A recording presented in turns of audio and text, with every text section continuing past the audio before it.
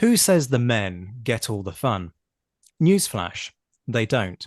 And nor were the men the only ones who were important during the Napoleonic era. Far too often, people turn around to me and say women didn't have any significant influence, and that any influence they did have was just soft power.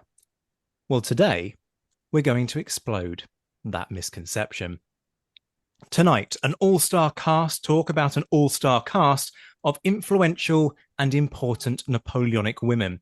We talk about why soft power is really just power and why women were actually integral to the way in which the Napoleonic era unfolded. This is the greatest woman of the Napoleonic era. Up next on the Napoleonic Wars pod.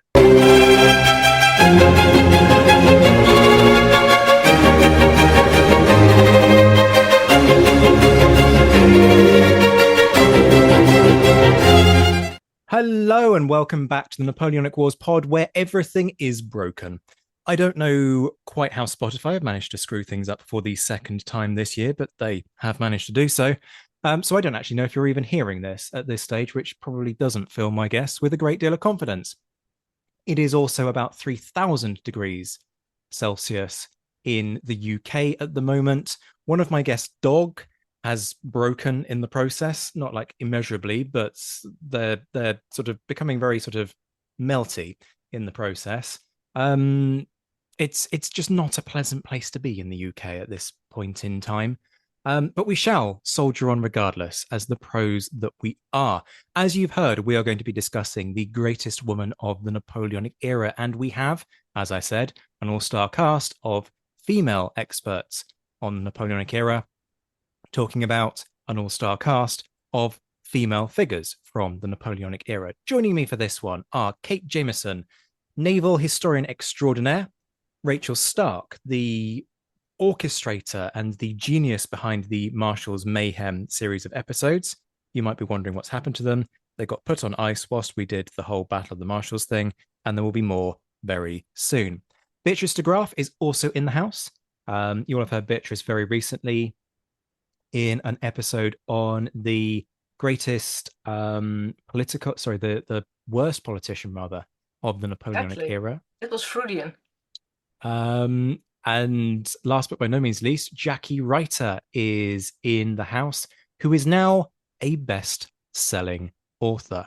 If you haven't gone and bought Captain Quicksilver, which is on the life of Sir Hugh Popham, then you need to, because as I've warned people many, many times on social media, if you don't, he will come around your house and he will haunt you and you will never get rid of him. Just ask Jackie. She knows from experience. Welcome, all of you. Fantastic to see you all. And congratulations, Jacqueline, on a very exciting few weeks with the publication of Captain Quicksilver. You'll be back very soon for other episodes because everybody loved your contribution to the political, the worst politician episode. So why wouldn't we do more? So we will. But you know the drill by now, folks. Whenever we have an all-star cast in to debate these, my guests have somewhere between 5 and 10 minutes to pitch their pick as the greatest individual or the worst individual, or whatever the case may be. We will then go around the room with questions and comments. And if we have time, we might do honorable mentions as well. So without further ado, we shall get down to business and we shall start with Rachael. Well, I am plumping for the Empress Josephine. Um, in terms of the greatest is such a subjective term. We could have probably all picked about 25 people each. Um, but as you said in the intro, I think it's nice to shine the light on some people who don't always get the credit they deserve. And I know she's been very much a topic of conversation thanks to Ridley Scott's movie, even if it's been slightly portrayed as that the reason Napoleon did half of what he did was just because he wasn't getting his leg over enough, which obviously wasn't the case. But she was so fundamentally integral to who Napoleon was and became, I think, because when you think about that sort of initial young Napoleon coming on the scene. He was an incredibly talented soldier. Obviously, nobody needs to debate that. He was brash and ill-mannered, and he wasn't particularly well turned out. And he was incredibly good at inspiring military men and talking to military men and getting military men on side. But when it came with dealing with people who weren't soldiers, he was not a diplomat. And I think we can take it as granted that he never really was a diplomat. But Josephine knew how to deal with people and she gave him credibility initially. She was a well-known figure. She was a celebrated hostess. She had weathered the revolution. She'd been in prison. She'd seen her first husband go to the guillotine. And she had survived and she knew how to deal with the political classes. She knew how to get people on the side. She knew how to please. She knew how to engage, and it was frequently remarked that she seemed to take a very genuine interest in people. She wasn't just an intriguer. She was very good at making people feel like they were being listened to and they were being taken, an interest in. So she initially lent Napoleon the credibility, and that never really stopped. I'm probably looking at this with an incredible degree of bias because I lecture in business and marketing is my specialism, but I think Josephine would have been an incredible brand manager in modern parlance because she knew how to cultivate Napoleon's image. She knew it wasn't just about the military victory. She was a very strong patroness of the arts and she would commission pieces of art that to commemorate Napoleon's victory. She knew it wasn't just about having that victory, it was about communicating it, it was about the semiotics, it was about the cultural and visual art. And of course, that then it immensely benefited the careers of a huge number of French artists, including Jacques-Louis David, amongst others. And the other sort of very well-known fact about Josephine is that she spent enormous amounts of money, but she in doing so, actually had a knock-on effect on the French economy because of Napoleon's trade policies. Her demand for fashion and jewelry and furniture and so on actually stimulated this renaissance in the French luxury industries, which we see this knock-on impact, even up to today. So I think she was really, really important. And even when she became, Empress, she wasn't just a sort of trophy wife. I know that's not the right term, but she wasn't just for show. She was, yes, very glamorous and she was very celebrated and elegant and she dressed incredibly well and she wore incredibly lovely jewelry, but it wasn't just about all style and no substance. She was integral in integrating some of the returning emigres back into French society, obviously post-revolution. Not something Napoleon would have really managed to achieve. And she would, take part in cultural exchanges of pieces of art. And again, not something Napoleon was famous for in being able to, establish diplomatic relations. She was, not just obviously a brand manager, if I'm going to keep using that term, but she was an incredibly knowledgeable horticulturist. She cultivated a huge collection of roses, corresponded with leading horticulturists throughout the world, and left a collection when she died that was immense. But she presided over this huge sort of cultural, fashionable period. And if you think about, well, it actually came up on my Instagram about 10 minutes before I logged on here that were you interested in a Bridgerton afternoon tea? And you think about the style and the iconography of the era. Josephine played a huge part in that, in the industries that she, stimulated, that she patronized. So I think she deserves a good shout. We're starting with a powerful contender from the off. Rachael, thank you as ever. Um, it's very hard to argue with the idea of Josephine being a highly influential figure in the world, the realm of Napoleonic history. The immediate thing that I'm very tempted to rant about, so why not rant about it, is the almost knee-jerk resort to the sexualization of Josephine. We might have talked about this in the past, but frankly, it's important, so we're going to do it again. the nymphomaniac image, the not tonight Josephine. We see elements of that played out in the film as well. Everything is about Josephine and who she's sleeping with, and Napoleon, basically doing everything because he's obsessed with, one more victory and maybe I'll get to sleep with Josephine again, kind of bizarre mentality. Why is that? I did pose this question recently at Chalk Valley, and somebody in the audience just kind of snorted and went, "Well, it's what's happened to women across history." Is it as simple as that? Obviously, that's a huge element of it, but is there something more to this when it comes to Josephine? And there are various ways to spin that. One is, well, the association with Napoleon and the love letters, and so that influences perception.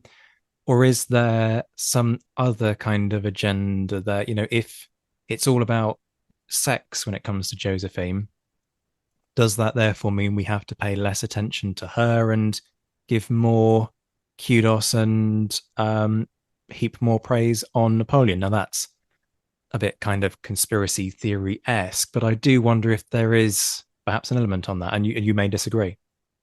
I mean, please, Sean, you look at any of the women we're going to be discussing tonight, and their sex lives get talked about in a way that we don't talk about with the men. We don't, Napoleon had how many affairs, Wellington had how many affairs, how half the marshals, I mean, geez, oh Massena, he liked getting his leg over as well. But nobody's talking about it as in, detrimental to them. It's a common theme, I think. Just if you don't like a woman, call her a slut. That's well said. Um, See, ordinarily we put Rachel's quotes on mugs. I'm sure there would be a way to package that in such a way that we kind of wave two fingers at the patriarchy whilst putting that on a mug. But I think it's going to need careful framing in order to make that particular soundbite work. But it's a powerful message. Um, I guess the other thing to explore on this is perhaps the significance of Josephine pre Napoleon, and just to dig into that a little bit more, because there is always this assumption that you've talked about that there's Napoleon and then Josephine sort of the tag on, but as you really nicely laid out for us, actually Josephine is the one who sort of pulls up Napoleon in the areas where he's lacking, um, and she has a role to play in French society, period, before Napoleon even comes on the scene. And yes, okay, the fact that she marries Napoleon and Napoleon goes on to become Napoleon obviously elevates the degree of influence that she can have on French society as a whole. But what is she able to kind of do within Paris, particularly through her effectively her work as a hostess and a sort of a mover and shaker in French society? Yeah, I mean, she had grit. When you read about her early life, she'd had a horrific time of it. She'd had a very abusive first marriage, had been abandoned by her husband at one point. She'd then been imprisoned. Her husband had gone to the guillotine. She was left with two children and not a great deal of means to support them. So you can understand why she developed the grit and determination that she did. But she knew she had the manners, she had the mannerisms, she had the character to be able to listen and to cajole and to please. And she knew, I mean, she had interpersonal skills. She had the thing Napoleon really didn't have a huge amount of. But she became involved with Paul Barra. She was a great friend of Madame Tallien, so she was, effectively a post-revolutionary celebrity. See, as folks will have realized, I'm struggling to find peevish questions to ask on this one, which is an odd position for me to be in. Um, so I'm going to open it up to the floor and see if anybody else has peevish questions so that they can be the sort of the naysayer on this one. But I suspect from the enthusiastic nods that we won't have much in the way of argument. Jackie, do you want to start us off? Well, having seen who Jackie's gone for, I feel vaguely sacrilegious arguing against Jacqueline anyway. No spoilers though. Well, I have to say that my instinct whenever people talk about women's history is always to go, yes, absolutely, 100%. So you're not going to get any carping from me today. Sorry if you're expecting that. I love Josephine. She's one of my favorite women of the period. I'm really, really sad that I don't know more about her. She's one of the people I really want to read more about in future. My main question to you would be just should we be actually calling it the Josephine period, not the Napoleonic period? Because it sounds like, it's not so much behind every successful man is a successful woman, so much as she is Napoleon in a way. She kind of creates him, doesn't she? So should we be calling it the Josephine era? Yeah, I quite like the sound of that.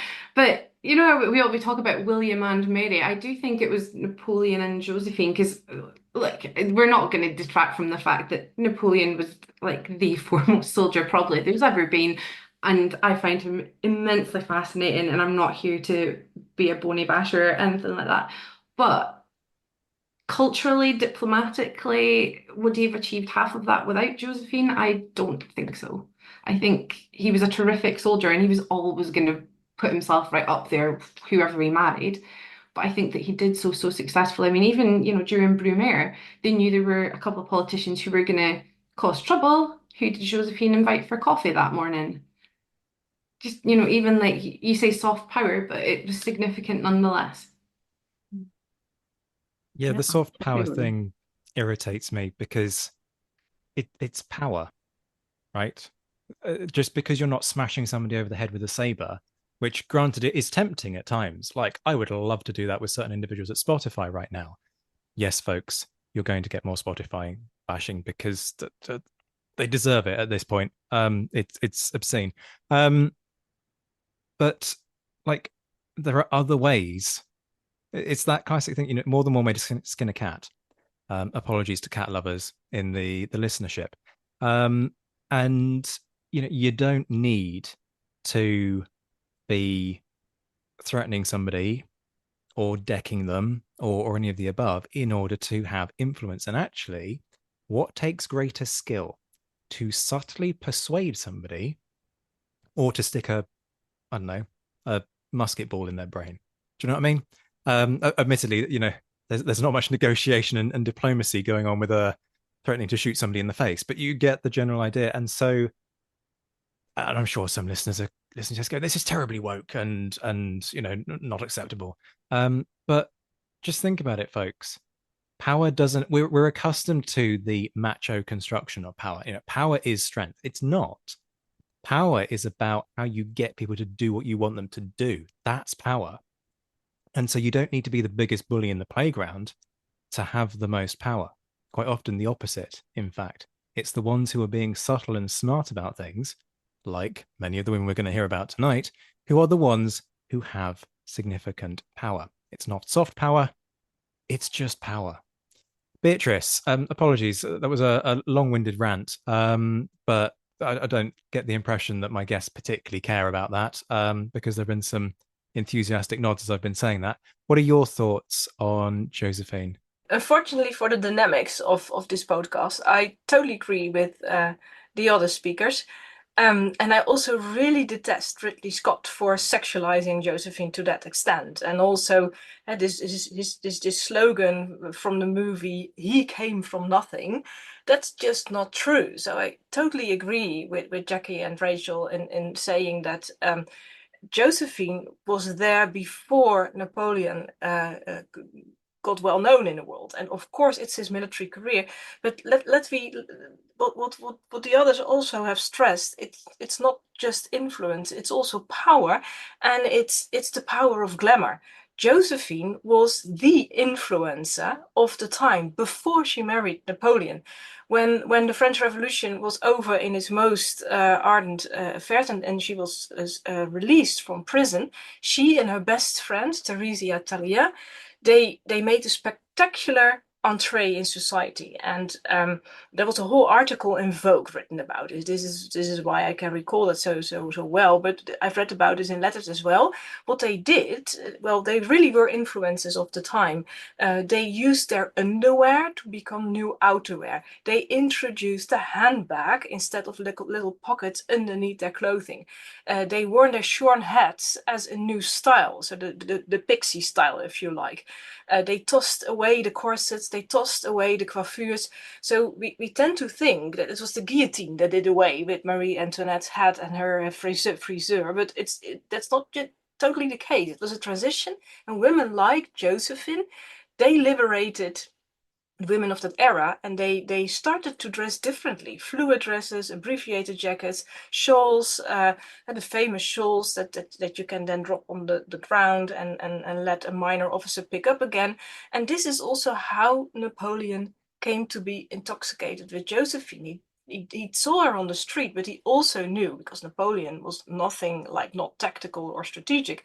It was not just love at first sight. I think it may have been so, but he knew very well that she had a proximity to the most powerful man in France, that she was the token women of not that's not the right word. How do you say the symbolic women of the era? She was the Josephine Baker. It's the same name, but she was the Josephine Baker of high society before she married Napoleon, before he fell under her spell. I think that is something that we should stress more. And I mean, yes, it's fashion. Yes, it may sound soft and feminine, but it was the power that women had. And we know from court history, from the 18th century, how important that was. So yes, I think the way she used the dresses, the shawls, the shoes, the stocking, the gloves, everything that she had, that those were her weapons, and she used them, to get a good life for herself and her children, the two children, Hortense and Eugène, for her friends, and then she took Napoleon with him. So I totally think that she came before Napoleon, and even if it was only 6 years, it was such a high intense period, and Napoleon was shaped by it. His last word was, what did he say? Amé, tête l'amé. Josephine was his last word, allegedly.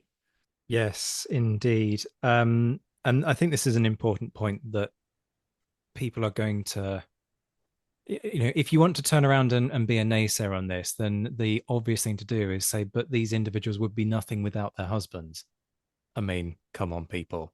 Some of the looks in reaction to, I am almost tempted to put this out on YouTube just for the shade that Jackie particularly is casting at some of the tropes that I'm throwing out there on this. And here is a classic example of why that is not the case.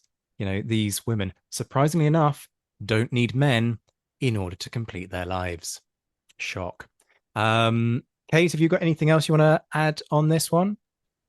Not particularly. I think everyone covered what I was going to say, but I think I would mention also the fact that beyond the kind of fashion side of things, I think her cultural impact as well is something that I would mention. Her, what's the word I want? Patronage, I guess, of artists and sculptors.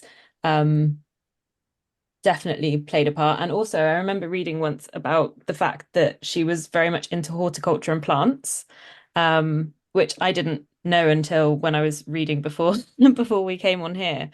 And she had a huge collection of plants and things as well, apparently, including roses that were named after her because of it, which I think that's quite a nice sort of lasting legacy. See, Napoleon might have the code, but in time, people will reform the law and the code will fall away. People will probably always call the Josephine Rose the Josephine Rose. So how's that for a legacy? Be honest, people, you knew I was going to cast shade at Bonaparte at some point in this session. It wouldn't be the Napoleonic Wars pod if I didn't. Well, and her actual legacy, in the sense that she was divorced for infertility, but the ruling royal families of Norway, Sweden, Belgium, and Luxembourg are all directly descended from her, which is something of an irony. It is indeed. Jackie just dropped a microphone. which feels rather apt. Okay, so a lot of love in the room for Josephine tonight. KJ, who have you got for us? Let me guess, you are not going to break with your Nelsonian naval tradition, are you? Never. Sorry. Stuck record. I have, unsurprisingly, perhaps gone with Emma Hamilton. So Emma Hamilton, obviously, born into relative poverty in Cheshire. Her father was a blacksmith, her mother was a servant. She went into domestic service pretty much at an early age, and then decided that she wanted to become an actress. Uh, Obviously, she held various roles throughout her life. She was a model, she was a prostitute, which is something that isn't mentioned by many historians who tend to try and ignore that aspect of her life. A dancer. She was basically one of the first kind of fashion icons, talking about fashion as we just did. But she was also a political kind of hostess and also a diplomat to some extent as well, I think, which is one of the things that I would like to mention and focus on, I guess. So obviously she went off to London, like I said, and she was working in sort of servitude and eventually did go on to become a prostitute for a short period. And actually, her success in that kind of respect and in the sense of her time in London is actually what has been sort of put forward for the what's the word I want, the inspiration for Pygmalion, which obviously then went on to become My Fair Lady. So the way that I would like to explain Emma Hamilton, I guess, is to kind of go through the main points that I have, I guess, about her influence more than a full life story, because we would be here for about 4 hours if I did that. But she had a very difficult early life, including becoming pregnant with the child of a quite nasty chap, actually. But she went on to, I guess, I don't know what the word I want is, transform herself from this kind of lowly background, I guess, up through to where she ended up. And there was a point where she was mistress of a guy called Charles Greville, who wasn't a very nice chap, that she actually went on to become, I guess, that kind of minor celebrity that we sort of know that she then went on to become. So she was painted by Romney, she was painted by Reynolds. I think she was in about 70 paintings by Romney in the end. And this is where people kind of recognized her for the first time. People were buying prints of her, people were putting prints of her on their walls and things, in the way that people perhaps now would with celebrities, I guess, in that kind of sense. She was famous for putting on her attitudes later in life, but this came from actually the time when she was working in a tavern, and prostitutes would actually kind of strike these quite lewd poses, and she then developed that throughout her life to kind of become her own, I guess, talent, her own thing that she wanted to do. And that was something that comes into her later life, really. And she, like I said, she had a very sad few years. Greville basically ended up sort of trading her off to his uncle William Hamilton, who I know I've mentioned on here before, who actually had previously commissioned paintings of her because he thought she was absolutely stunning. So she went off to Naples thinking that she was going to be a tourist, expecting Greville to join her, and that's obviously not what happened at all. But in the sense that she is an incredible woman, she spent a lot of time there learning languages. She ended up being fluent in French and Italian. She studied history. She went out on archaeological digs with William Hamilton in Pompeii. She was so good at singing that I think the Madrid Opera actually wanted her to go and sing for them for 3 years, and William Hamilton wouldn't let her go and do that. But people were knowing about her, and they really kind of wanted to spend time with her. She had this talent for singing, she had this talent for dancing, and she was kind of known for it. She played the violin as well, so she had a lot of strings to her bow, to not sort of do too much of a pun, but she had a lot going on. And when she was out in Naples with Sir William Hamilton, of course, she was attending all of these dinners with wealthy, influential people, and it was her means of entertaining these people with her conversation and her character, I think, that really brought her sort of further forward. And these kind of diplomatic dinners is where she then brought in these attitudes that I was saying about earlier. So rather than her lewd poses from earlier life, she would kind of take on those famous paintings that she'd been in, that Romney had painted her in. So I think one of the most famous ones was probably the Cupid untying the bow of Venus, for example.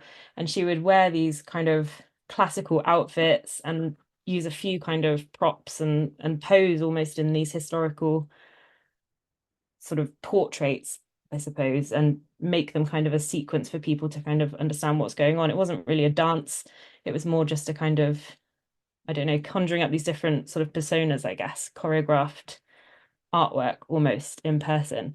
And people loved it. There was a chap who went off and did a drawing, and then people were buying the engravings of it. And they were going all the way across Europe. People wanted these engravings of her attitudes.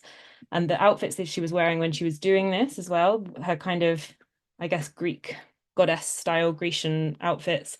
So loose, flowing, very, very different to what everyone was kind of wearing in fashion at the time, really, really took off, and kind of started this, I guess, fashion. I guess nowadays you'd sort of say that she was a trendsetter in that regard. So she had, these loose fitting gowns with all these high sort of waistlines and the Greek hairstyle that you kind of think of seeing. And actually, quite a lot of the French got rid of their wigs in favor of that because they preferred it. And I think that, again, there's that kind of fashion influence that you're talking about with Josephine.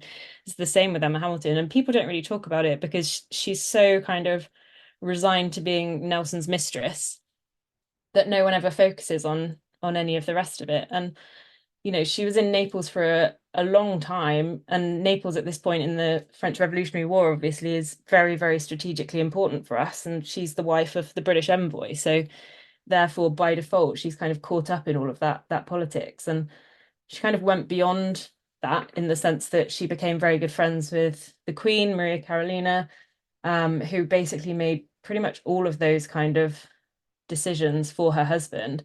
And so Emma was her very good friend, and they worked together quite regularly on lots of different aspects. I mean, a good example would be the fact that Emma Hamilton was also the first person to be given to be made a Dame of Malta. So for men, it would be a Knight of Malta for the work that she did, helping the Maltese, sending food, sending money, etc. You've also got, of course, prior to the Battle of the Nile, she's helping provision the British fleet on behalf of Nelson, who she'd met a few years before. And then, of course, after Nelson's victory at the Nile, she's the one that's kind of helping him get better and throwing all these massive parties. And again, it was that kind of, the fashion comes into it there because she's bringing in this kind of, everyone's wearing the anchors, and she wore an N for Nelson. And it was the same kind of influence, I guess, in that kind of fashion. People then started dressing a la Nelson, back in England and in court as well. And I think there's a few people that have kind of said that the way that she was a bit frivolous perhaps undermined what Nelson was up to. But actually, I think you could say that in the sense that you were talking about soft power, her kind of use of fashion, I guess, is actually promoting that British success everywhere else. And she's really sort of championing the Royal Navy. Obviously, she was mistress of Nelson slightly later, but part of the reason that came about was because, they'd gone off to Palermo, and when everyone was seasick on board, she's helping passengers, she's caring for all the sick, she's sorting out all the provisions. She genuinely really got stuck in. And Nelson obviously thought quite highly of that. And I think, yeah, I mean, there's a period in that kind of history in Naples that isn't great for Nelson. There's a really good book on it by Jonathan North. And Emma kind of does join in with that controversial side of it, which I would again take a lot longer to go into.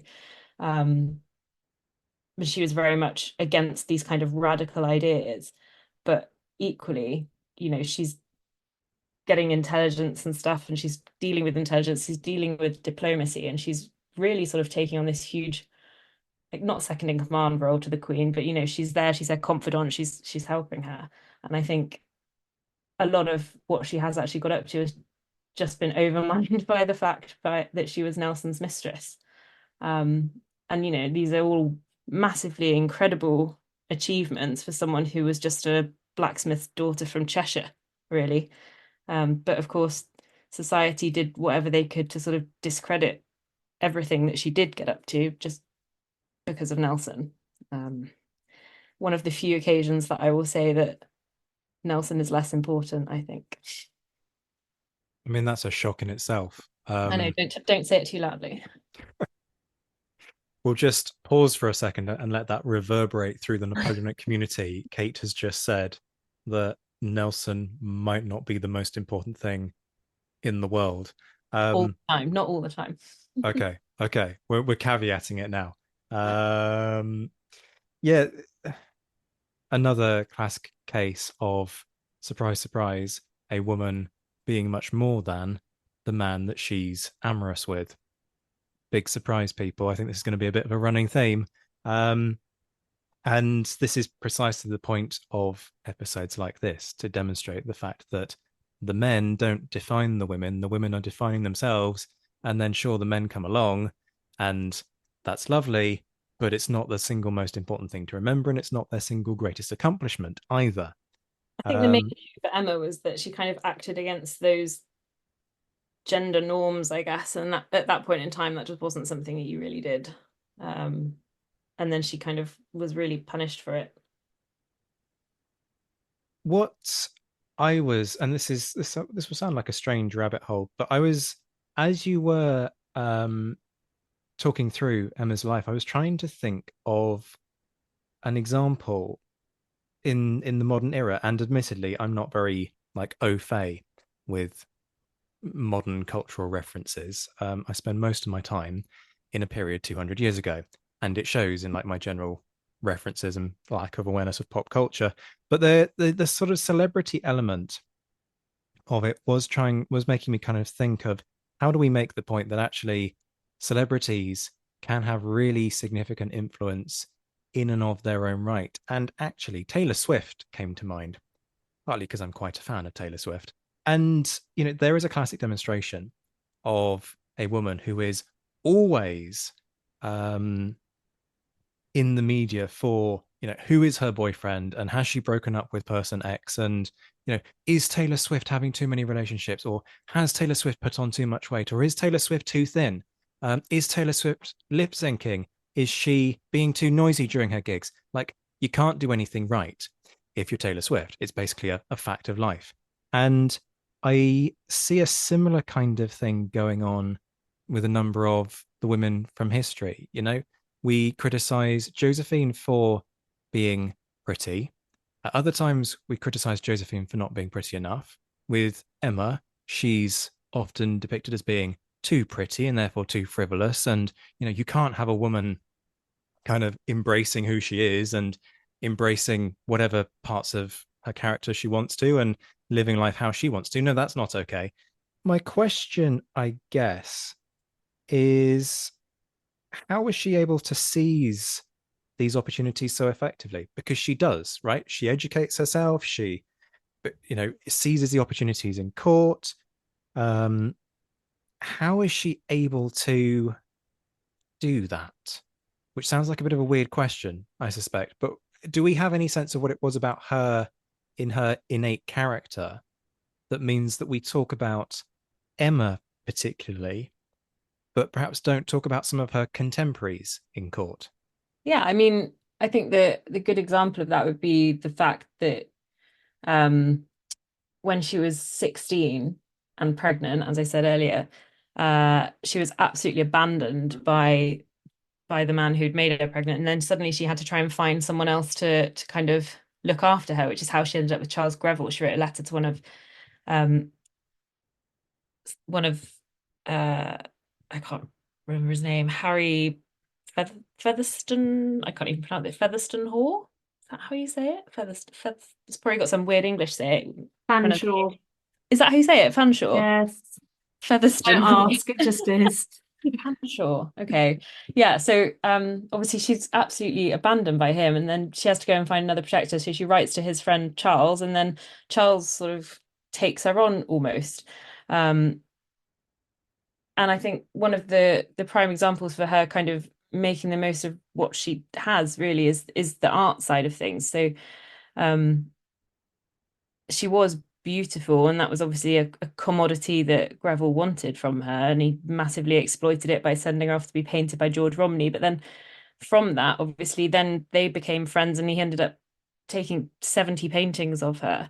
And it wasn't just that she was beautiful, she was a good performer, she was dramatic, and she had all these kind of qualities that probably other people did have as well. But she started out from nothing, and she had to really kind of, she's doing this when she's 16 years old. So she's really having to kind of fight to survive at this point, I would say. And it is a very, very difficult period of her life. And then obviously she ends up with William Hamilton, who's a lot older than her. And I think a lot of it comes from just the fact that she's sort of trying to make the most out of the situation that she's ended up in and make something of herself. And I think there was I can't remember the exact words, but basically William Hamilton wrote a letter to Greville in later life, basically saying, you know, she's done a really good job getting to this station from where she is, and she's quite well thought of, essentially. Can I just get folks to pause and just absorb that fact for a minute? 16 years old. I've taught 16-year-olds. Obviously, I don't have any children of my own, because like I don't have the patience. That's well established on this show. But like 16 years old people, think about the 16-year-olds that you may know, or you know, if you've had children yourself, what were your children like at 16? And she's trying to find a way to claw her way up in society at that age. Just let that sink in, and just reflect on how impressive an achievement it is to be able to make a go of it on your own when you've been crapped on from a great height. If ever there was an indication that these women really do deserve far more respect than they actually get, there's an indicator for you. Jackie, let me get your take on this. Yeah, and Emma Hamilton, she's very influential at the time. And again, someone I want to know a lot more about. I only really know her through Nelson, and I think that's kind of the point that we're getting at here, which is that these people are often filtered through the men that they're associated with. And I think this is why this is such a great podcast episode, because we are going to be listening to why these women should be studied in their own right. And yeah, I think that I mean there are some interesting parallels between Emma and the lady I'm going to be talking about later. More parallels than you'd think in some ways, but very different lives. We'll get to that in due course. But I think the thing that they both had in common is that they started off with very little and ended up being in positions of very strong influence. Mm-hmm. And I think that's really admirable. And I love the way that Emma managed to shape her life in such a way that it was still her life. It wasn't her life because she was attached to these men. It was her life, and she was able to influence the way that she lived it. I think that's great. And I love the way that she came to prominence through the art of Romney, who, you know, there's something slightly odd about that in some ways, because I mean she was quite young then, wasn't she? I don't know how young she was, but I think that was around the time she was 16-ish. Yeah, which is a bit kind of news. Okay, fine, but I mean she obviously took that and she built something great out of it, and kind of transcended anything icky, really, because of how wonderful she was. And I think that's just great. And I don't really have anything to say apart from we were talking earlier when Rachael was talking about Josephine, about how a lot of these women are just portrayed often as just being about the sex. And I think in some ways, possibly that's more true of Emma Hamilton than others. But would you say that there weren't many options open to women in those days? So would you say that that was just one of the opportunities that she was given, and then she took it and she made it her own? Would you agree with that? I think partly. I mean, she kind of fell into the prostitution side of things, because there wasn't really any other option for her once she kind of got to that point. But I think by sort of I can't remember what year it was, but essentially there was a guide that was published of the ladies of Covent Garden, for men to select from. And there was somebody in there who had called herself Emily Hamilton or something, who liked dancing. And it was basically just that she'd based herself on Emma Hamilton. So there were people, she'd become so famous by whenever, I can't remember when this was, 1786, 1787, something like that, people were imitating her at this point. So yeah, to some extent, I think, that's kind of just how it went from, trying to become an actress. It was not the easiest thing for people to do. And obviously, I think one of the things that people don't ever really mention, I didn't know until a few years ago that actually she'd been a prostitute or a courtesan or whatever we want to call it. Until I say a few years ago, it must have been like 2015, 16. I read England's Mistress by Kate Williams. And she went into quite a lot of detail about it. But, there's all this kind of, I think in the 18th century, romantic novels, you've got this person who's trying to aspire socially, who ends up falling victim to unscrupulous men. And that very much happened to her multiple times. But she also had this kind of charm and personality that was able to encourage these relatively important men to then kind of become addicted to her in a way. And whether that's Romney, whether that's William Hamilton, whether it's Nelson, obviously she's used it to her advantage to some extent, and managed to kind of like sort of move up through, I guess. I think it was Romney who called her a divine lady, superior to all womankind. So I'm pretty sure they probably all had that thought at one point. Someone definitely had a crush. Yeah, I think so. I remember reading that Romney basically turned down pretty much every other routine job he was given because he just wanted to paint more pictures of Emma. That's a crush and an addiction as well. Yeah, slightly strange. But the paintings are beautiful, so yeah, there's definitely some obsession going on there, isn't there? Rachel, let me get your take. Yeah, no arguments here. We could just call this episode Women Who Deserved Better. Um, do you think, obviously, with Nelson dying in the way that he did, at his, the moment of his great triumph, do you think because of that and the need to almost sort of sanctify him in the public consciousness, do you think that contributes to the way that Emma needs to be sort of erased and castigated and reduced just to being a mistress? If Nelson hadn't died in the way that he did, do you think we'd be discussing her differently? oh, good question. I think probably perhaps she would have not been given perhaps the position in history that she was, of her only being Nelson's mistress. But I think what happened to her after Nelson died was absolutely appalling. I mean, Nelson obviously specifically said he was leaving her as a legacy to the country and people should look after her. And then everything kind of went from bad to worse. She was arrested for debt. She was imprisoned, ran off to Calais, and then died incredibly unwell and in poverty. And I think that's absolutely abhorrent, really.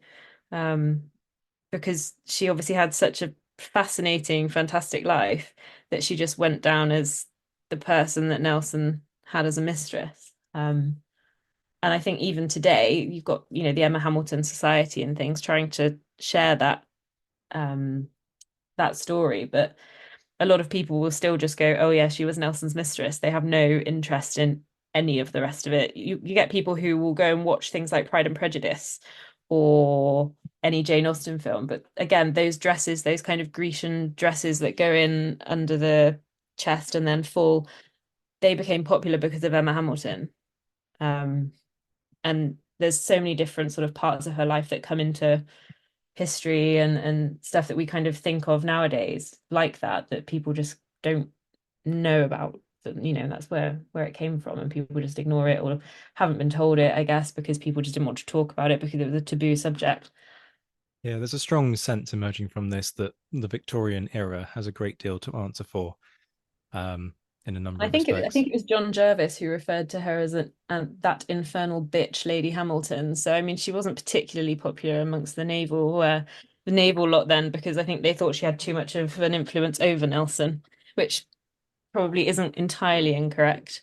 But I don't think it was necessarily as negative as they would make it out to be. I think it's just the situation that she found herself in.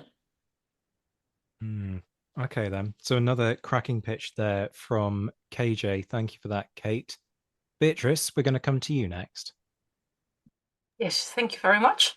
I'm going to set up a really important, influential political badass of the era, also called the Black Widow of the Congress. Well, not really the Black Widow, that's my making, the douairière de la Congrès. And that is the Princess Dorothea von Lieven. And she was born into Baltic German nobility in Riga. It's now Latvia. Her father was General Christoph von Benkendorf, and he then later was a military governor of that area there. He had a high position at the court, as had her mother, and her two brothers were also generals, Alexander and Constantine von Benkendorf, and it was a highly influential family. That family was really constitutive for the making of the Russian Empire. I mean, the brother Alexander von Benkendorf later established the secret service of Tsar Nicholas. So it really was a family of badasses, if you like to say so. But Dorothea was specifically interesting. She already married at a young age. People did it at the time, but still was quite young, 16 years old. She wanted to fly out, and she married Count, later Prince Christoph von Lieven. And by all means, if you read through the letters, read through the books, he must have been quite charming, but he had nothing of the charisma and the skills and the presence that she had. And first, he was ambassador in Berlin, but then in 1812, Tsar Alexander I. So at 1812, most of the fightings are almost done. The biggest battles are still being waged. But 1812 is a very pivotal year for Russia, obviously. And then Alexander I appoints von Lieven to London to help him leverage his course. And what was the cause of Russia? It was being accepted, being part on a par to the Congress of Europe. And Dorothea von Lieven, she went there, she went with her husband. And in fact, it was her of whom the Tsar said, if I have the quote correct here, Tsar Alexander said, "It is a pity Countess Lieven wears skirts. She would have made an excellent diplomat." Yet, I mean, that is a bit of a misleading quotation, because she was the perfect diplomat and she had two amazing talents to her disposal. First talent we've already discussed with Josephine and with Emma, it's fashion. And if I may quote Dorothea herself, she wasn't very modest. She was quite confident, which is interesting in a woman at that age. She said about herself, "It is not fashionable where I am not. I dare you to put that on a mug and drink from it." And the second talent that she had was that she had a really terrific good head for languages and also for politics. And it is true, and she writes it to her brother, and she says, "English domestic politics excite my curiosity and interest to the utmost." And it's true. I mean, she totally engulfed herself and wrapped herself into both Whig and Tory politics, as she befriended all of them, as she had affairs probably also with a number of politicians and high-ranking ministers. But affairs is always a thing, you know. I'm not here saying I really hate it when people sexualize the women, and sometimes people are too quick in saying this or that was an affair in the sense of a sexual affair, because you don't know. They may have just been intimate friends. It may have been platonic. They may have used it or propped it up to make kind of a spectacle. I mean, it was a kind of a currency in the era. So you never really know. Did they have that many affairs as they were made out to be? Dorothea, it's said that she had an affair with Canning, with Metternich, with Wellington even. We don't know that for sure. And I sometimes doubt it. I think they'd rather played with the idea than that they were at it, because especially for Dorothea, it was the power and the influence that she wanted to have. And She had it. She had it to a great extent, and one of the reasons was, and Professor Glenda Sluka wrote extensively about this as well. She said that Dorothea was someone who was very apt and very quick in picking up this platform, this communicative platform of the society, of the salon, and women could have a far more bigger share in politics and in diplomacy than later in the later 19th or 20th century, early 20th century, through this platform of the salon. As a salonière, you would be the hostess, you would be inviting the people. It was a semi-public event where people wanted to be. And Dorothea was so good at setting up the salons in London. Everyone wanted to be there. The Regent George was infatuated with her, and he also invited her all the times to his Brighton pavilion. And again, she introduced cultural elements. She introduced specific literary figures. She introduced dresses. She introduced the German waltzes, which were considered very raucous and primitive at the time, or at least very sexualized in London at the time. But she did it nevertheless. She also used her own presence. There's a slew of paintings of her, and Lawrence painted her, the famous painter of the British High Society, and he painted her with a very long, winding neck. She was called the Swan, a little bit more malign. She was called the Giraffe. And she's said to have been of a gawky presence, a bit too thin. She didn't quite fit the ideal of beauty of the time, yet she had such charisma that everyone wanted to be in her presence. And that is something that she used. And now I come to my final argument why I really think that she is not just a visible figure, a performative figure, a symbolic figure. She really was the ambassadrice. She really was one of the leading people of the Congress of Europe, because she was the one that brokered the famous Anglo-Russian Revolution in International Affairs in 1825. I mean, this was Canning. Wellington was already gone, and Canning, he would come back later, but at that time he was gone, and Canning was known to be quite hesitant or even repugnant of this European Congress system and the Metternich system and the Restoration and all these repressive monarchs on the continent. But she winded him around her finger, and she brokered as a bridge. She brokered a kind of how do you say, rapprochement between Tsar Alexander I and Canning on the notion of the British support for the Russian cause on the Eastern Question. In 1825, she managed to turn Canning around on the question of getting British support for intervention of the Russians on behalf of the Christians in the Ottoman Empire, to help them, and this is the Greek question, and to support the Greek Revolution, which was quite a sensitive, very ambivalent, contesting topic in international politics. But in 1825, when she went out to the ministers, the prime minister, but also the other ministers in London, she sort of delivered them to Tsar Alexander. And this is when Tsar Alexander made his famous remark that it's a pity that she was cursed because she was the best diplomat. And then Wellington was able to undersign this famous protocol of 1826, which sealed the Anglo-Russian cooperation, which was a major shift in the international relations of the day. I mean, they already had cooperated in 1815, but then the British became more aloof again. So this was really a reversal of things. And it is really Dorothea, and it's not just herself who says so, but it's also Metternich and Wellington grudgingly, and the Tsar, who really grant and accredit her with this diplomatic and also political success. So I think if you take the influence of a female figure on the basis of political consequences, this was really a huge consequence for European affairs, international affairs, for the Congress of Europe, and Dorothea was really pivotal to it. And I think that is something that really deserves an accolade, at least. And she didn't even stop. She then went on to even more manipulate other ministers and other politicians. And at the end, she went too far.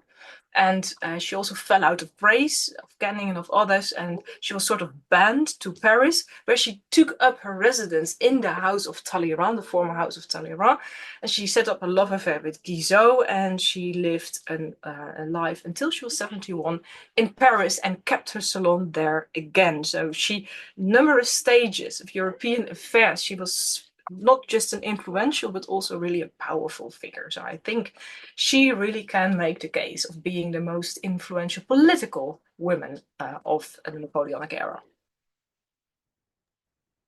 Another powerhouse pitch there from Beatrice. Thank you for that. It says a great deal, I think, that these men can't kind of see it, can they? They're looking at these women and going, it's remarkable how successful she could be if she wasn't a woman. And there's part of me that finds it slightly amusing that, she's there doing everything that a diplomat would do, and still they can't see it because they're just blind to it. And actually, in the process, all they're doing is enhancing these women's power because they're so kind of stuck in their thing that this is a thing that only a man could do, that it doesn't even enter their mindset and their thought process that actually, no, you're being influenced here. That's what's happening. And for your misogyny, you're being kind of paid back for it by through your blindness, and therefore being much more easy to influence.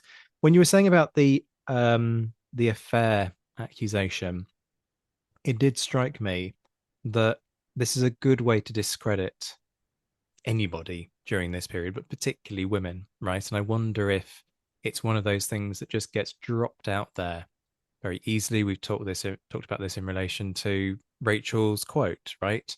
That, if in doubt, just make out that this woman likes to sleep around, and therefore everybody will sort of go, ugh.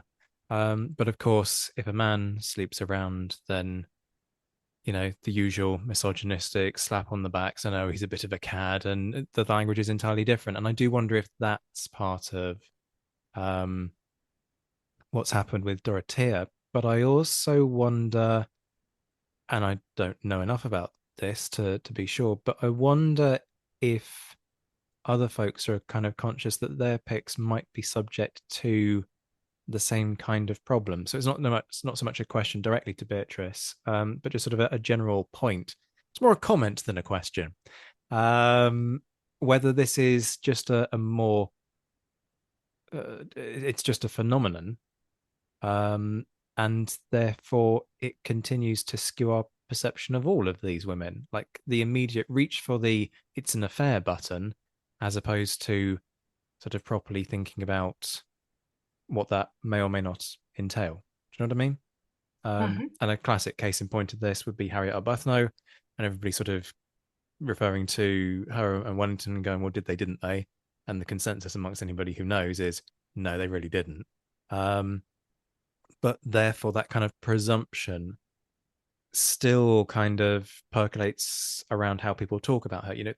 The fact that most people, if they know anything about Harriet Arbuthnot, it's, well, didn't she, kind of thing. I feel it's the same thing going on there. So I don't really know what I'm throwing out there as a question.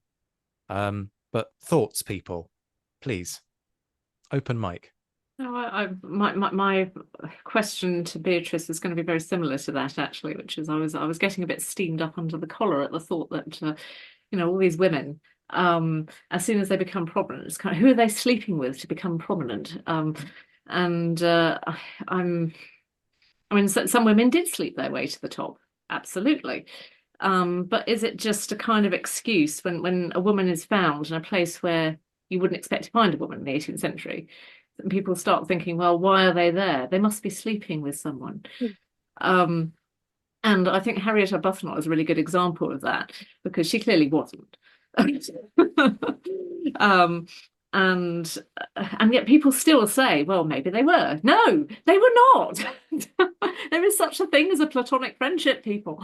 And it does bother me. And I think particularly when you've got a woman practicing diplomacy. And I think you see this. This is one of the reasons why I cannot sit through a James Bond film without steaming, because it's the same. It's not just diplomacy; it's also, you know, the trope of the femme fatale. It's all of that, and it's still with us, and it's still horrible, and I hate it. Thank you. That was my rant. Applause around the room in relation to that. I maintain that my favourite line from any James Bond film ever is from Casino Royale, where Eva Green is given the opportunity to give Bond an absolute dressing down and comes out with an absolute belter of a line, which is she turns to Bond and says, "It's not particularly difficult to imagine that you see women more as disposable pleasures rather than meaningful pursuits," which I think very much cuts to the point of a whole psyche that we can't frankly deconstruct within the space of a single podcast, but it says a great deal. Rachel, let me bring you in. I mean, I think that's exactly what it is. The minute a woman is getting to prominence, let's look and see what we can criticize. I mean, look at the American election right now. The minute Kamala Harris was announced as the Democratic candidate, oh, who did she sleep with? And they suddenly started digging into her private life, and then we're going her sordid sexual history while supporting Donald Trump. I mean, sorry, if we could power the whole world on the power of irony on that, but it just absolutely drives me absolutely crazy. And you look at it in the British political circumstances, there is no woman from any political party whatsoever, whether it was Theresa May, Diana Abbott, Ruth Davidson, Angela Rayner, take your pick, would have gotten to the position they were in if they had carried on like Boris Johnson did. But that's okay because Boris is a bit of a lad and it's all okay. But Angela Rayner's a single mum. Oh, we can't be having that. That's irresponsible. So, yes. Sorry, that's my rant.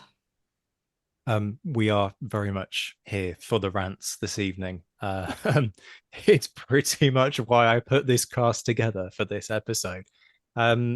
Give another example of exactly the same problem. We're a long way from Napoleonic history right now, but when Theresa May and Nicola Sturgeon sat down for some kind of powwow between First Minister and then Prime Minister,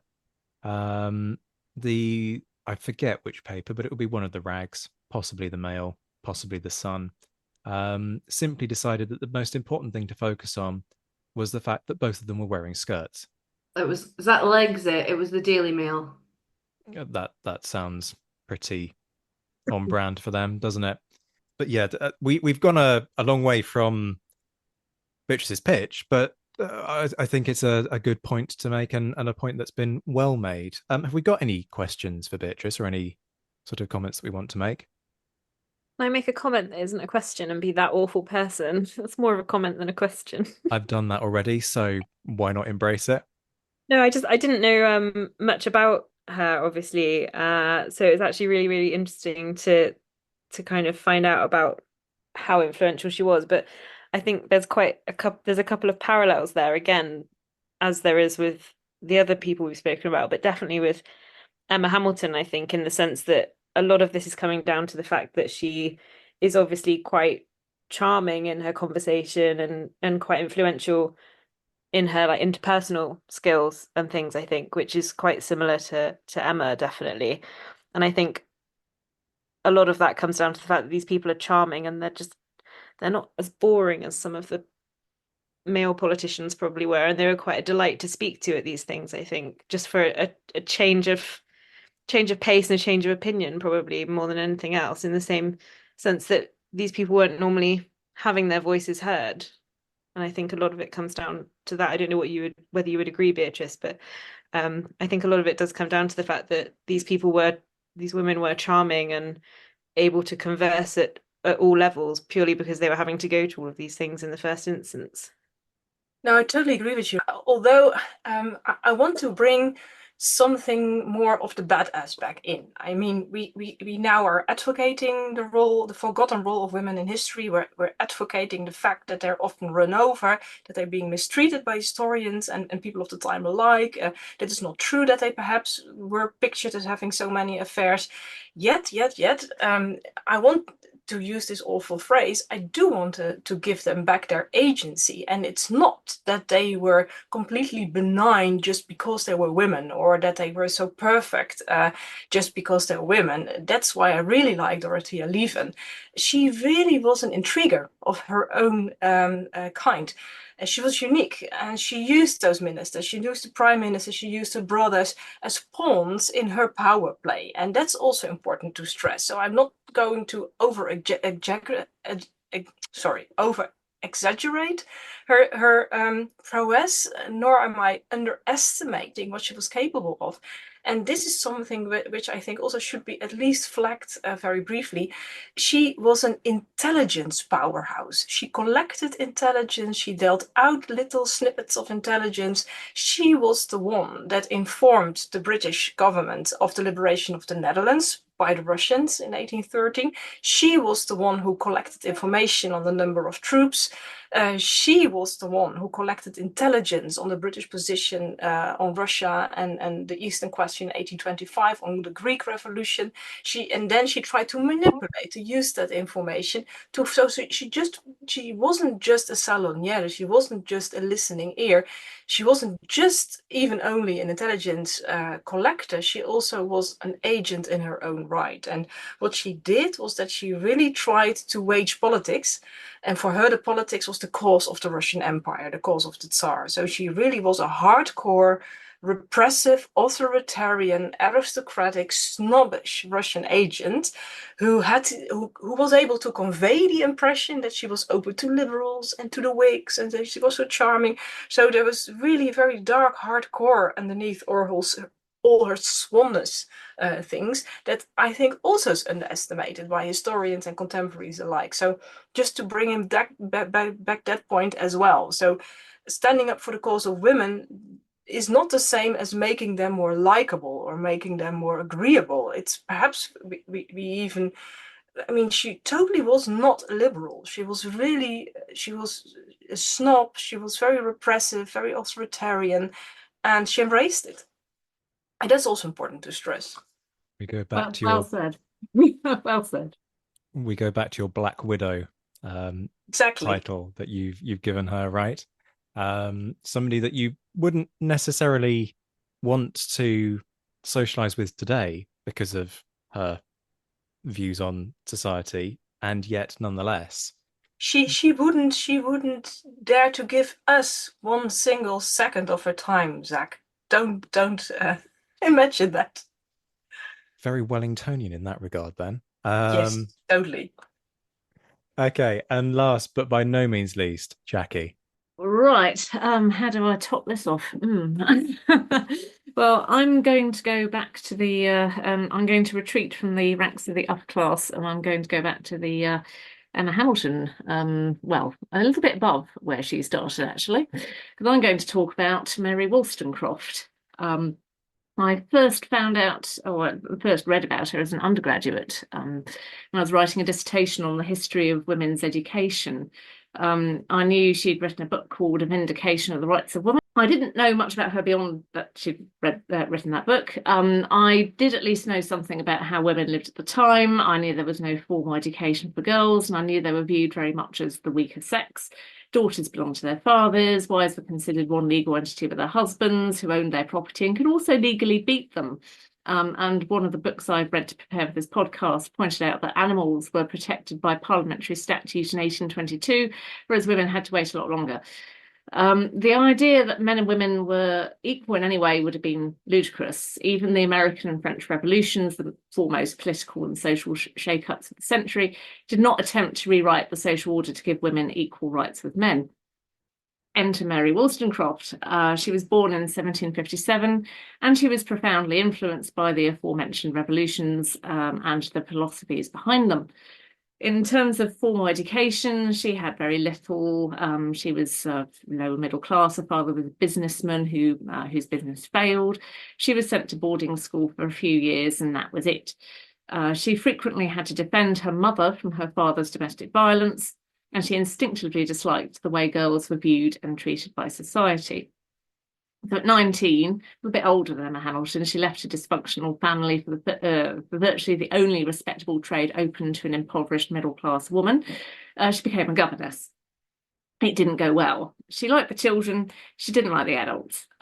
So she opened a school in Newington Green. It soon folded. But while she was there, she fell in with some of the local radicals who introduced her to a local publisher called Joseph Johnson. So she started turning her hand to literature, which is something authors like Frances Burney, Elizabeth Inchbald, Anne Radcliffe, and later, of course, Jane Austen was making respectable for women to do. Not that Mary Wollstonecraft wanted to be respectable.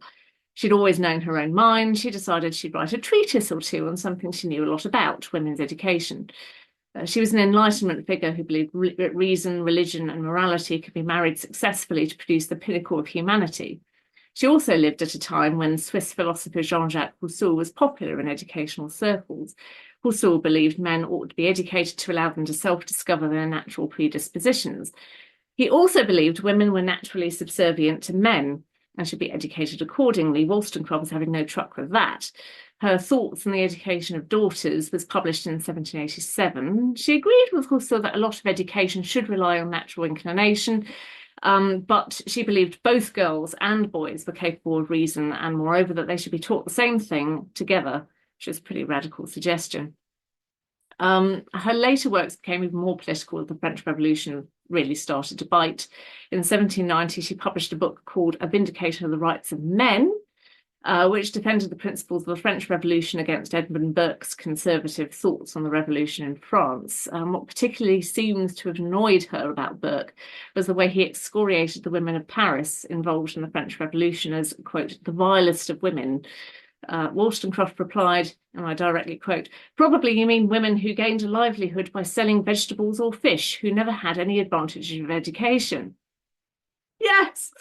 The book was very successful, so much so that Wollstonecraft agreed to waive her anonymity and put her own name on the cover of the second edition, and her reputation as a political commentator, a female political commentator, was made. And she wasn't writing about the French Revolution from a position of ignorance. She actually lived in France between December 1792 and April 1795. It wasn't exactly a happy time for her. While she supported the revolution, she didn't do so uncritically. She didn't like the Jacobins who took power in 1793. She especially didn't like their position on women. And they were also very suspicious of foreigners, particularly British ones. And Wollstonecraft hadn't given herself any favours by associating herself with the Girondins, who were purged and executed in the lead up to the Terror. And it wasn't a happy time for her personally either. She got entangled with an American named Imlay, with whom she had an illegitimate daughter, and whose on-off attitude to their relationship caused her to try to commit suicide twice. She committed suicide, we wouldn't have had a second part of this talk, sorry. It was nevertheless the time of her greatest triumph of vindication of the rights of woman. It was published in 1792, when it was becoming clear that the French Revolution wasn't going to address the title issue. It's been described as one of the earliest works of feminist philosophy. She pulled no punches. Quote, "My main argument is built on a simple principle that if a woman be not prepared by education to become the companion of man, she will stop the progress of knowledge and virtue." So it sounds a bit conservative, but it was actually pretty radical. What she was arguing was that women had to be educated with men, because not only would the education of their future children otherwise be ruined, but women were just as capable of rationality as men were, and educating them separately would doom them to a subordinate role forever. This subordination, moreover, existed only because men controlled women's education to keep it so. This is pretty heady stuff. And Wollstonecraft did pull back from asserting that men and women were physically equal. She didn't prescribe a curriculum for girls, but she did suggest that they might study medicine, politics, and business. She also hoped society would come to view men and women as citizens, both of them. And she even hinted that a nationally sponsored system of co-education might allow women to serve publicly in some way. Her radical credentials were thus set, but with her firm belief in morality and the supremacy of God, she did not necessarily fit in well with the other Enlightenment philosophers of the day, many of whom were atheists. When she met the philosopher William Godwin for the first time in 1791, they apparently spent the entire evening arguing about religion. But the two later patched up their quarrel and became lovers. They married in 1797 when Wollstonecraft became pregnant. She died on the 10th of September 1797, a few days after giving birth to a daughter, aged only 37. I can only imagine what she might have achieved had she lived a longer life, but her daughter did pick up the torch. She grew up to become Mary Shelley, author of Frankenstein. So Mary Wollstonecraft's rich legacy was nearly destroyed, and for this we have a widower to thank. And I'm going to go back to what we were talking about earlier about sex being used as a way of denigrating women of the period. Godwin wrote a biography of his wife to show how much of a free spirit she was, and he succeeded a little bit too well. Nobody had known of her suicide attempts or her illegitimate daughter with Imlay, and Godwin's revelations turned Wollstonecraft from a model of respectable female political activity into basically a whore. It played all the stereotypes of wayward women straying into areas they were not supposed to go. And for a long time, British women's rights movements actually shied away from any association with her for that reason. In America, however, things are slightly different, and Elizabeth Cady Stanton and Lucretia Mott were influenced by Wollstonecraft in drawing up the 1848 Seneca Falls Declaration, which called for the vote to be given to women. End of the century suffragists such as Millicent Fawcett also openly embraced Wollstonecraft's ideas, although they were often attacked for doing so. But Wollstonecraft's writings undeniably fed into the movements that won the vote for women, and this helped rehabilitate her. Over the course of the 20th century, her arguments also became strongly linked with the movement of modern feminism. As her ODNB article states, by the 1970s, she had, quote, arguably become the most discussed, admired, criticised, and mythologized feminist intellectual in history. Wollstonecraft has certainly made a successful comeback. Her statue was recently unveiled here in London, and she's featured on stamps and TV programmes as one of the most influential thinkers of the 18th century. One of her biographers, Janet Todd, has described her as the mother of feminism. Unfortunately, there's still good reason for her writings to be read in the 21st century, as women still lag behind men in a number of professions and disciplines, and pay and work conditions are still an issue. So Wollstonecraft's heartfelt message is still relevant 2 centuries after she wrote her books. As she argued, who made man the exclusive judge if woman partake with him of the gift of reason? Wow. Not the first time I've said that after a pitch from Jackie. Earlier tonight, Jackie, you suggested that maybe we should call it the Josephine era. Can I submit a motion that maybe we should call it the Wollstonecraft era? Because that's a legacy and a half. Enfranchising or helping to enfranchise the disenfranchised. You said it yourself, unfortunately there is still a need for people to pick up her work and read it and think on it. I don't have any arguments. That's been a theme of tonight, right? But there's a contender for just influential person, full stop. Don't need to bring agenda into it. And we haven't done philosophers yet, like influential thinkers of the Napoleonic era. But I'm rambling because all I have is praise, and that doesn't make good radio. But to hell with it, that's all I've got. So we're going to move on from me. Rachael, do you want to come in on this? I can't argue against Mary Wollstonecraft. I'll be struck down where I stand. That was incredible, Jackie. But I think it kind of points out, it links back to what Beatrice just said as well. The notion that these women could be incredibly impactful, complex human beings. They don't have to be an angel or a harlot. We're not arguing to sanctify them or make them into saints or people who are beyond any sort of criticism. And I think that's probably kind of illustrated here as well. She was a really complex human being who also happens to have been one of the most influential women who's ever lived. So yeah, all hail Mary.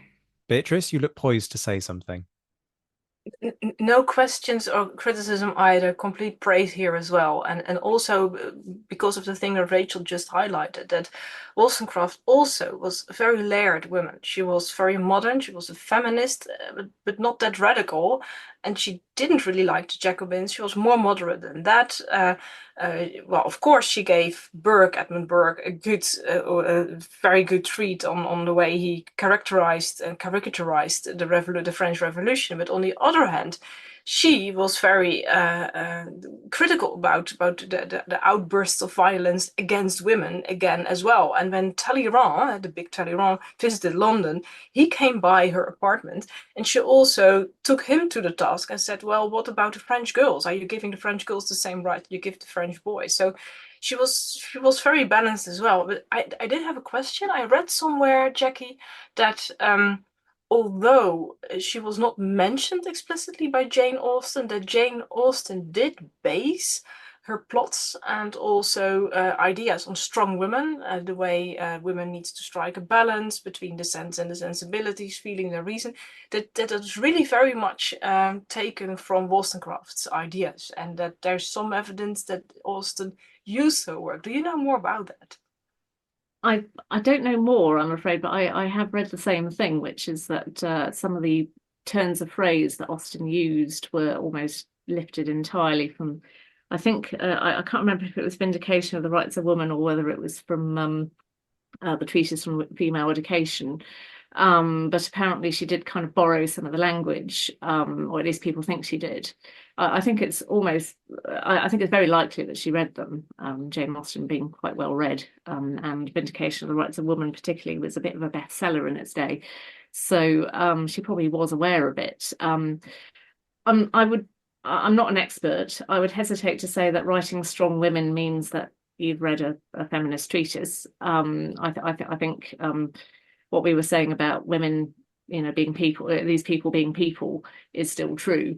So it's possible that Jane Austen was just, independently writing strong women because that's what she wrote. But I think that I'd like to think that she was influenced directly by Wollstonecraft because I like them both.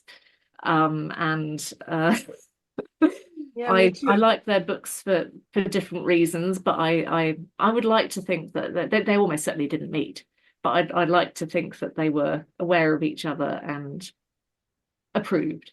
But isn't that vexing that if we want to discuss the influence and the consequences of those women, that we have to rely on indirect, on hearsay, on assumptions? I really hate that we just cannot make the statement, yes, they had impact, they were successful, they had these consequences, what they did worked, and it did. I mean, I feel it in my bones. They were there, and they propped up the men, they propped up the ideas, they even invented the ideas themselves. But it's so hard to reconstruct that, and you're up against the paper trail of the man that are overflowing in the archive. So Glenda Sluga, I mentioned her before, I do want to bring her up again. She's trying to do that, bring back women in international history, not just the women as the sidekicks of the man, but the women in their own right, like you have so been beautifully doing just now, Jackie, bringing the women with their own ideas and their own agency. All I have to say to that is I think you've read the first draft of my paper that I'm going to be giving in York. Oh, really? That's all I have to say on the matter. There's a teaser for folks. Another thing that I like a huge amount about Mary Wollstonecraft, Napoleon would have absolutely despised her and denigrated her. She would have been the antithesis of almost everything that Napoleon stood for, particularly when it came to his views on women. We maintain at Napoleonic Wars Pod HQ, La Belle Alliance, that one of the greatest quotes ever to grace this podcast is a certain Beatrice de Graaf describing Napoleon as a misogynistic prick. Yes. Good quote. Good quote. Thank you very much. I said, could we get that on a mug? That would be great. Yeah, that is happening, people. It just is. Kate, have you got anything else you want to say on Mary Wollstonecraft? So obviously we know why she wrote the Vindication of the Rights of Women, but was there kind of anyone that particularly, I don't think inspired is the word that I want necessarily, that sort of influenced her thoughts in any way before? Do you know, and do you know if you know what I'm trying to say? I'm quite tired at this point, but who kind of influenced her, I guess? Absolutely. She wasn't writing in a vacuum. She was not the only woman writing philosophy at the time. She was one of the more successful ones. Yeah, so she was really influenced by the historian Catherine Macaulay, to the extent that she actually sent her a copy of some of her books and said, "Look at what I wrote. Do you approve? Please say you approve because I love you. Bow down, bow down."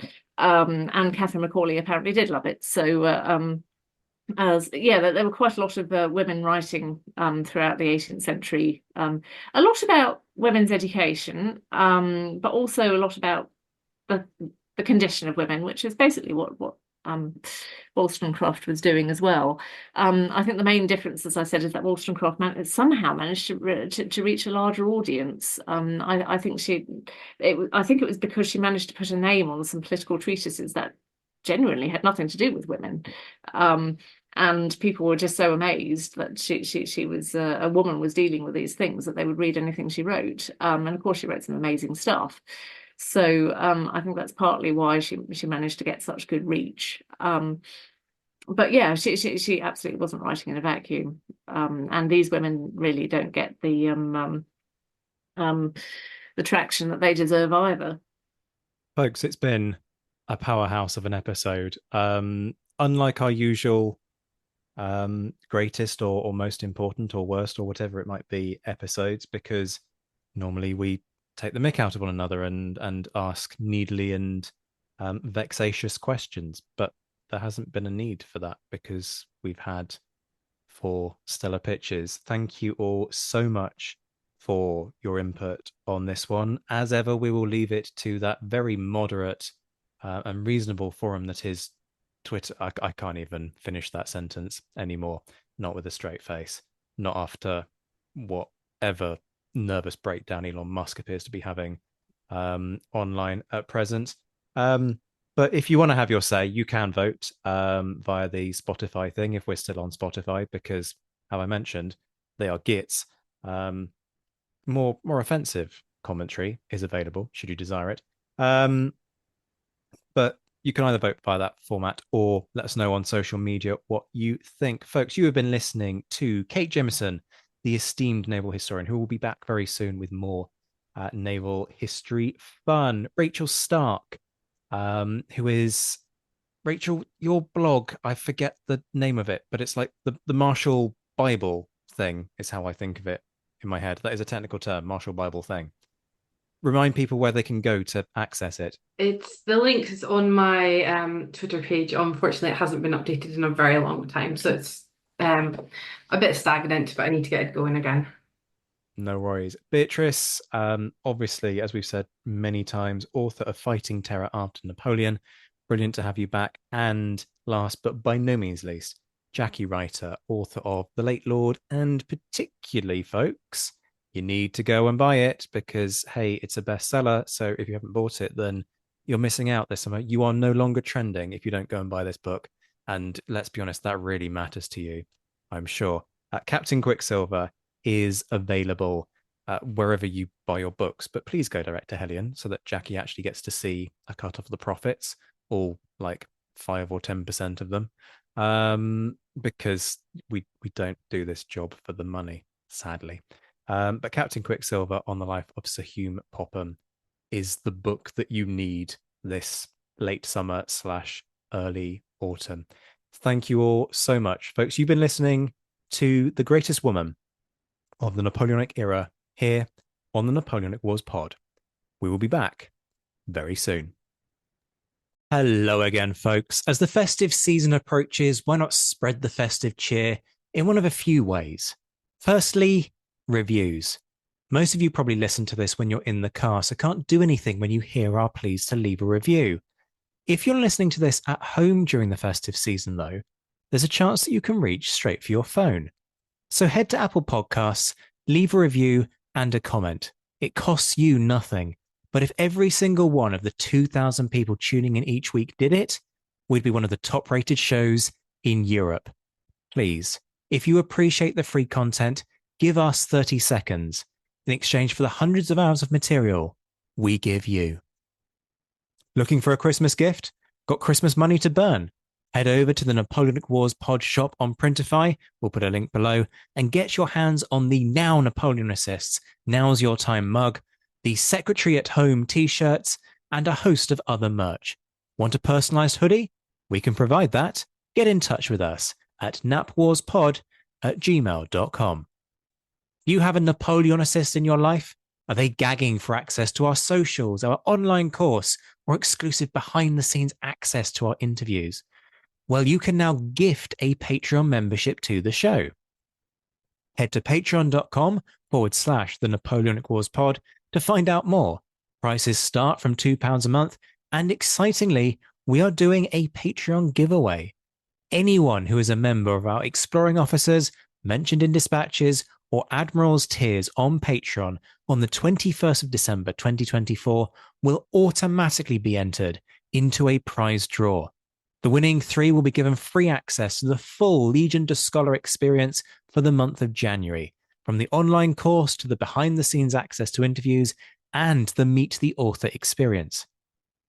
To enter, just be signed up as an Exploring Officer, Mentioned in Dispatches, or Admiral Patron by the 21st of December 2024, and if you win, we'll let you know in time for Christmas. Shout outs to all of our patrons in the Mentioned in Dispatches tier: Rob Griffith, Brendan Teeling, Beatrice de Graaf, Lynn Dawson, Jim Deary, Josh Keeney, Colin Fieldhouse, Jim Getz, Stephen Gillen, Hugh Brennan, Alistair Campbell-Grieve, Andy Meakin, Mark Anscombe, Rob Coughlin, Ruins Girl, Noah Fink, Miles Reedy, Nick Overland, Graham Goodwin, Chris Pramas, Anthony Gumbau, Anonymous American, James Fluick, Natasha Hobday, Rod Schwager, Chris Kimball, Gary Dennis, Ted Andrews, Richard Anderson, Arthur Forgy, Sam Moore, Wyatt Pollock, Carol Dixon Smith, Roland Shark, Giovanni, Jean-Baptiste Van Merlen, Darla Vincent, Brendan Hogan, Peter Findley, Jeff Maple, Ian Harding, Indiana Fats, and Joe Ayres. The Admirals: Mark Chestnut, John Haynes, Mike Guest, Rachel Stark, Mark Duckers, David Priest, David Maxwell, Graham Callister, Sean Sullivan, Stephen Ashworth, Kate Walcombe, Clemens Beman, Charles McKay, Reto the Sci-Fi Fan, Tim Day, Jason Morn, Tim Pritchard, the enigmatically named Zed, and Seth Hansen. The Chiefs of Staff: Adam Coslin, the Marshals: Ryan Diamond and JC Kaiser, the Legion to Scholars: Dan Hazelwood and Bob Burnham, and in the Crown Yourself tier, Emperor of the First French Empire Todd Campbell and the Duke of Wellington Laird Campbell. We'll be back very soon, but until then, this has been the Napoleonic Wars pod. Merry Christmas, my friends. On behalf of myself, Liam, Luke, and Josh, take care of yourselves. Have a great festive break. Stay well, enjoy the mulled wine, and as always, thank you for listening.